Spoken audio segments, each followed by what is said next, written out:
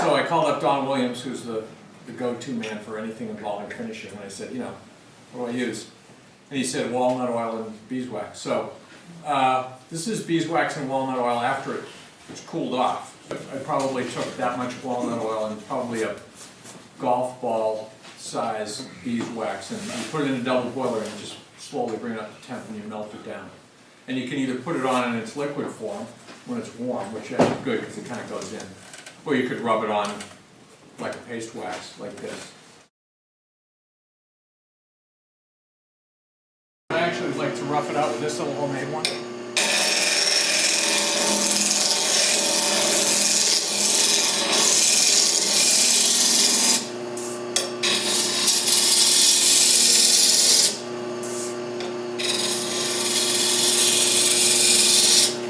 Turn it down until you don't have any more flats left. I'll hold my model up and I'll just make some marks at the changes. So there, there, there. I will tweak the length by using some calipers this way. And so I'll turn the end nice and clean, and then I'll come like this and I'll caliper the height so all the heights are exactly the same. Now I've marked where these changes occur. So once I do that, I'll just spin the lathe by hand here and I'll get some good lines that I can see, like that. Now, the only diameter we really have to deal with that's critical is the pin. You know, so let's say the pin's 5/8, you want to have a 5/8 caliper. The rest of it, I mean, you could caliper this if you want to, because that's, relatively speaking, kind of critical. Generally, I'll caliper the ones that I can use as sort of a guideline and to work off of. So take a parting tool, which I grind. Everyone does these differently, but I take the edge of a little 1/4-inch round wheel and I grind a hollow groove down the top of it so it creates two fins, two knickers on each side. You don't have to have your lathe going very fast.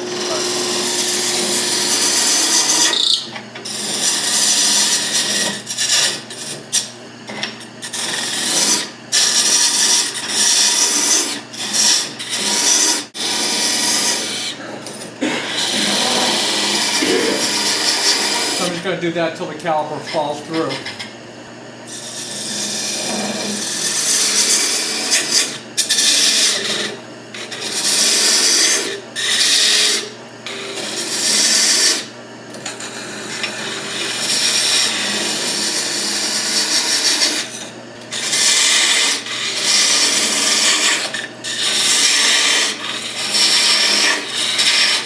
And then I'll take this down, get rid of this stuff.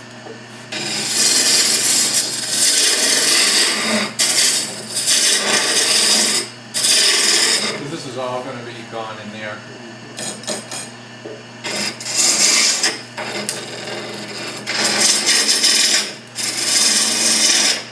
I'll just clean up this with a spew. So now I've got all those starting in the center. Just going to roll over. Push it in.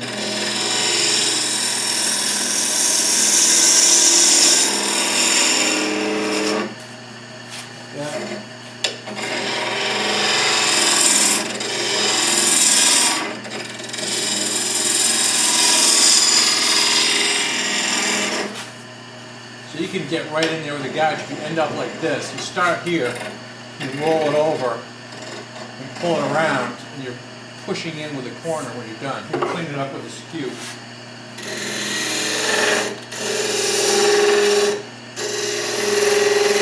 Like I'm getting some vibration there. What I would do on my lathe, which is infinitely adjustable speed-wise, I would turn that thing way, way, way down. Turn it down to about 100 RPM and just clean it down.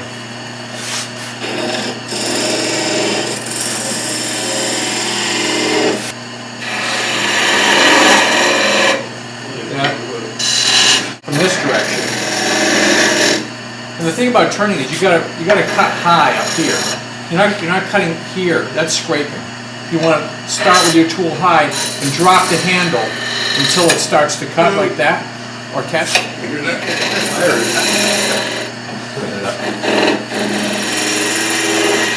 You can get an amazing finish from a skew. or you can destroy it.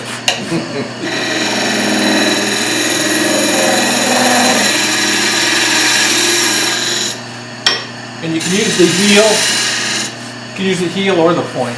So now I'm going to start to make this hollow, this cove here.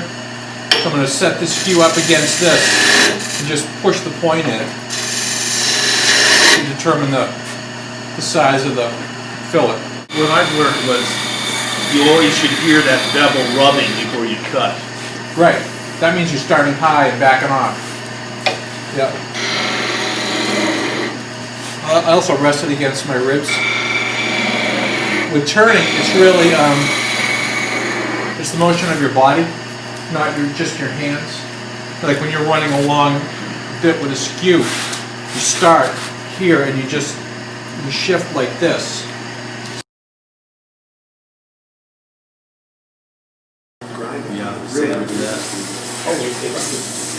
No, I'm not saying this one's perfect, but this is, you know, if you really take your time and clean this up nicely,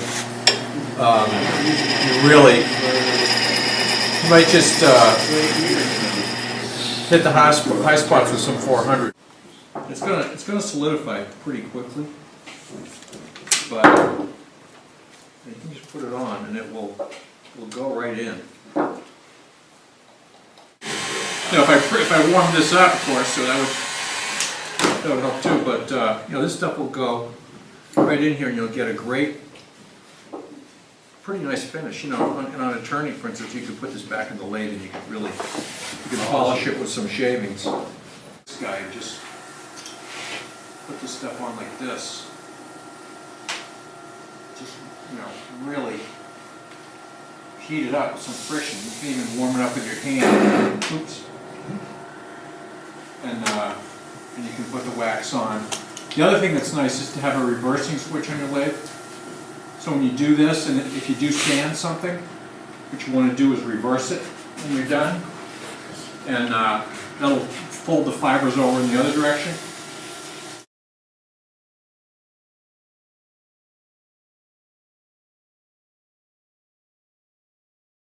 I'm just going to talk about shellac. You can't treat it like paint or like varnish because it dries so fast. This is a drawer that is tiger maple veneer with mahogany caulk bead, and I put some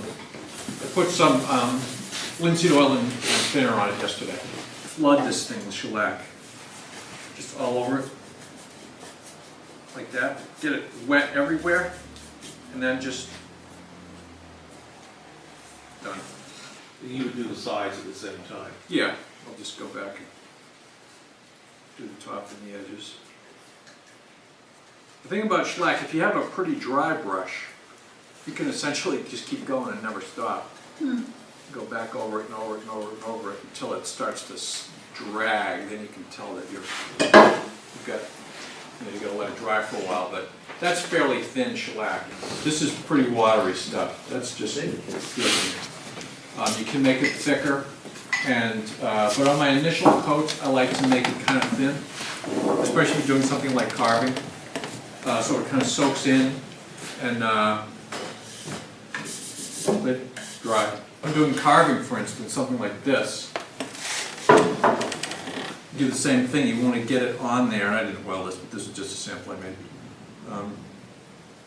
Get it in there and sort of flood it and make sure you get it in all the little crevices, because when it's nice and watery it will go in there and it'll get in all those little spots where if it were too thick that would be difficult.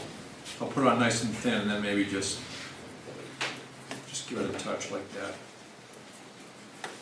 and let that dry, give it a bunch more coats. You probably want to let something dry for several days after your last coat before you started polishing it, sanding it, whatever you're going to do to it. Because, as I said, once it's hard, it's really great. It'll polish up beautiful, way better than varnish. But it does have to have a certain hardness to it before that'll work successfully. So, you know, I'll put one coat on. I can go back now and I can add some too. It's going to be pretty smooth. You know, I'll just do this again. But if you get streaks in it like you were describing a second ago, Can't you go back over that with a thin cut Yeah. and level it out? So what you don't want to do is put it on and then go, oh, you know, it's like, you're pretty much gonna get all the little marks from your brush in here. And then what it's gonna do is if you don't do it quickly like this, it's gonna overlap. So you'll get a single layer here, then you overlap, you get 2 layers, then you over here and you get 2 and 3, and you get all these different levels, because it immediately will set up on you. And so the technique that you use for paint and varnish is absolutely not the way you put on shellac. It's completely different. I'll sand it occasionally between every 3 coats maybe. Like with 400 or something like that. But it has to be pretty dry before it sands well. You can't put on shellac and then sand it soon after. Even though it feels dry, it's not really dry enough to sand. Not hard. It's not hard enough. It's still soft. And you know, but when you've got a good buildup of shellac, you can smooth it out like satin. So you can take rotten stone or pumice with water, and I use, this is a stencil brush that I've actually cut off even shorter. So I'll put some water in there, and then this in there. Basically just making mud. Yeah, exactly, you are making mud. So I'll get it, so it's like clay, it's kind of thick, and then you just take it and you scrub it. And then what this is going to do is it's going to give the whole carving an even sheen to it, even the little crevices, because normally what happens is if you were to steel wool it or sand it, you would never want to sand it for one thing, but if you were to steel wool it, for instance, You can't get down. you can't get down into those crevices, and so you get dull highlights and shiny crevices, which is sort of the opposite of what you want. You want it to be sort of cruddy in the crevices and shiny on the high spots. This ends up, if you leave this in the cracks, it's dark brown to black. You can flood this with water to get this off, or you can wipe it off. It's dry and it's got this little glaze of dust on it. You know, you can rub this out. I don't know how much shellac this thing has on it, but enough, I guess. You can rub this out and you'll get a really nice sheen on the highlights. And so that gives you a nice even shine, or lack of shine, you know. Nice matte finish. It's a nice matte finish, and then what you could do, I'll just do this. Well, there's another thing I should show that Sam reminded me that I should show, which is a great idea. Another way to get into some of these places is to use steel wool and a toothbrush. So you can take the steel wool and you can just lay it on here. You can take the toothbrush and you can do this, and this will get the steel wool down into the cracks, and it will actually even out the sheen if you didn't want to use rotten stone. Usually I use wool for this, but this is a cotton ball. So I've got a cotton ball in there with shellac. I'll wrap it in a little rubber here, just made out of a piece of old sheet. But this is pretty dry. So you can just take that and you can just highlight the surface. This will very quickly bring up a high shine, just with a really dry pad. And it will leave the crevices dark with a rotten stone in it. If you take your time like this and let it dry for a minute, like I said, if you hit it just right, and your pad's just the right dryness with just the right alcohol cut. And as I said, I'm not a French polisher, so this is hit or miss with me. But once in a while, when you get it just right, you can just continue to rub it without stopping, and it'll build up a really beautiful finish quickly. Rub paraffin on the runners on the sides. Get a bunch on there. I'll warm it up, and that'll drive the paraffin into the wood. And I'll do the same thing inside the case. The other thing that's nice to do is take some wax and wax the sides of your drawers. Because believe it or not, there's quite a bit of friction on the sides of your drawers. lot of times I'll take just the sharp corner off the end of the drawer so it can't hit on anything inside the case. If there's a little plain mark or something.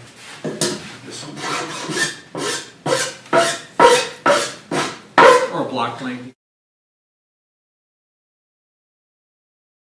You've got the feet, you glue them in. Oftentimes you'll have one that's higher, or maybe the bottom of your case is crooked. So put it on your table saw, or put it on, if you know your bench is flat, put it on your bench.